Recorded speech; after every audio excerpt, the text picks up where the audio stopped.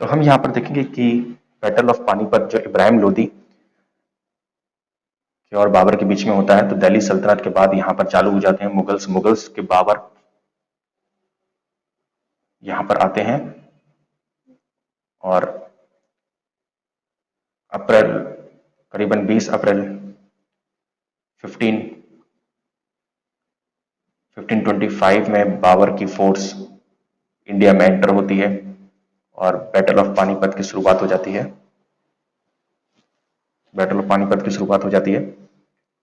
यहाँ पे बाबर के पास कम आर्मी थी, लेस आर्मी थी इब्राहिम लोदी की अपेक्षा के कंपटीशन में, फिर भी वो ये वॉर को जीतते हैं। लेस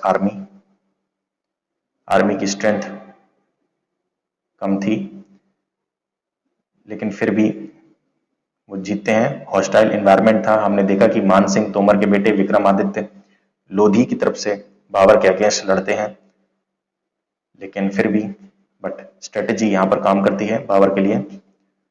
स्ट्रेटेजी उन्होंने यहाँ पर बना के ये वॉर लड़ा था,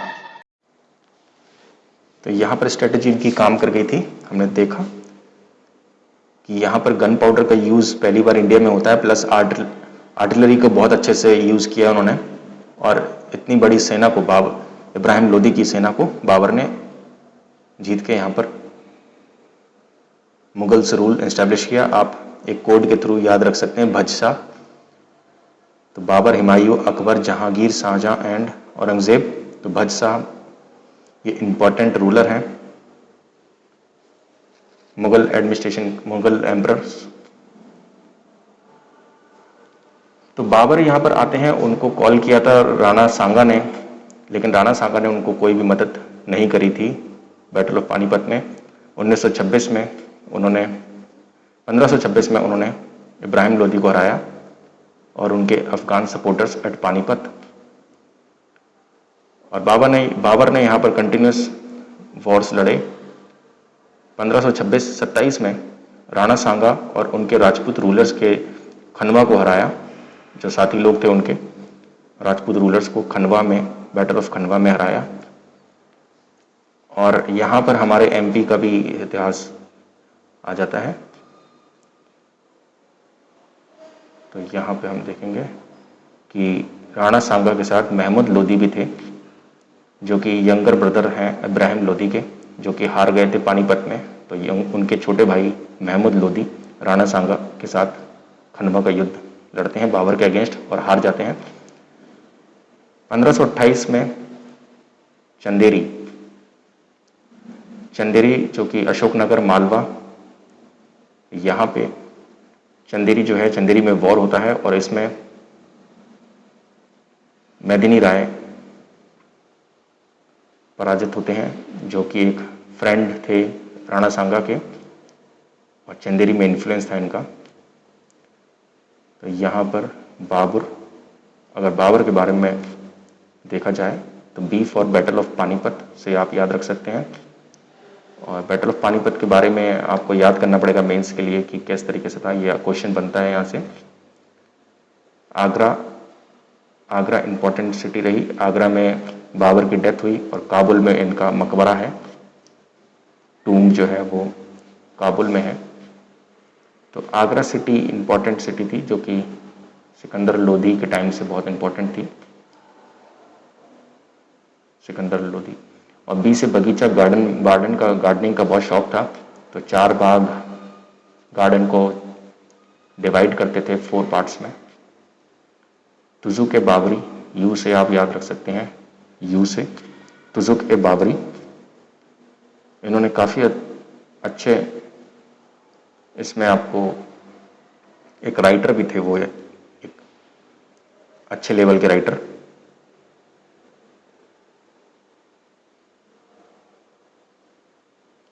यहाँ पर राजपूत के साथ उनकी लड़ाई हुई, जैसे कि राणा सांगा, और उन्होंने राजपूत को यहाँ पर डिफीट किया, उनके साथ अफगानों को भी।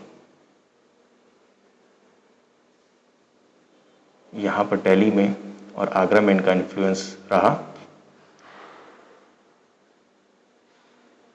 अगर हम हुमायूं को देखें तो हुमायूं 1530-1540 के बाद शेर शाह सूरी से हार जाते हैं। शेर शाह सूरी से हार जाते हैं और शेर शाह सूरी सूर डायनेस्टी अफगान रूल करते हैं। तो यहाँ पर इनके ब्रदर जो थे मिर्ज़ा कामरान, इनको सपोर्ट नहीं करते हैं, चले जाते हैं, लौट जाते हैं काबुल ये, और सपोर्ट नहीं करते हैं हुमायूं को, और ये चौसा कन्नौज में युद्ध हार जाते हैं। तो चौसा का युद्ध और कन्नौज का युद्ध 2 लड़े गए थे शेर शाह सूरी और इनके बीच में, लेकिन फिर से ये रिकैप्चर करते हैं 1555 में और फिर इनकी डेथ हो जाती है।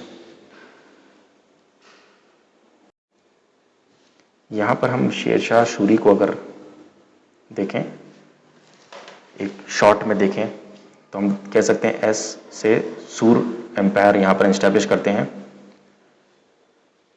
और ये सेकंड अफगान एम्पायर थी। लोधी इससे पहले थे। तो यहाँ पर second Afghan empire, second Afghan rule.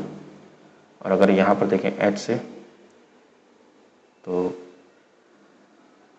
इनका जो असली नाम था, जो फर्स्ट नेम इनका था, वो था हजरत ए आला। यहाँ पर अगर इनके इकोनॉमिक रिफॉर्म्स को देखें, तो इन्होंने इकोनॉमिक रिफॉर्म्स लिए थे। इन्होंने रुपया जो था इनके टाइम पे करेंसी बना, और क्योंकि इन्हें लैंड रिफॉर्म से बहुत ज़्यादा एक्सपीरियंस था, नीचे से उठ के आए थे यहाँ पर रुपया, और एक्सपीरियंस था इनको इकोनॉमिक रिफॉर्म, इसलिए लेके आ पाए। लैंड रेवेन्यू में पट्टा और कबूलियत, तो इन्होंने स्टैंडर्ड वेट बनवाए ताकि मेजरमेंट पूरे राज्य में एक सा हो सके, और लैंड रेवेन्यू रिफॉर्म्स लेके आए। पट्टा और कबूलियत, पट्टा में लिखा जाता था कि किसान कौन सा क्रॉप को कल्टीवेट कर रहा है, उसको कितना टैक्स देना है सरकार को, कितनी फीस उसको ऑफिसर को देनी है ताकि करप्शन ना हो सके। तो ये पट्टे में सब कुछ लिखा जाता था।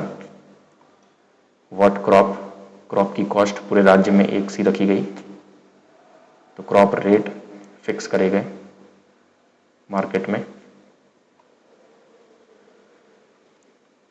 और यहाँ पर लैंड टैक्स को फिक्स करा गया 1/3, उस टाइम पे लैंड टैक्स था।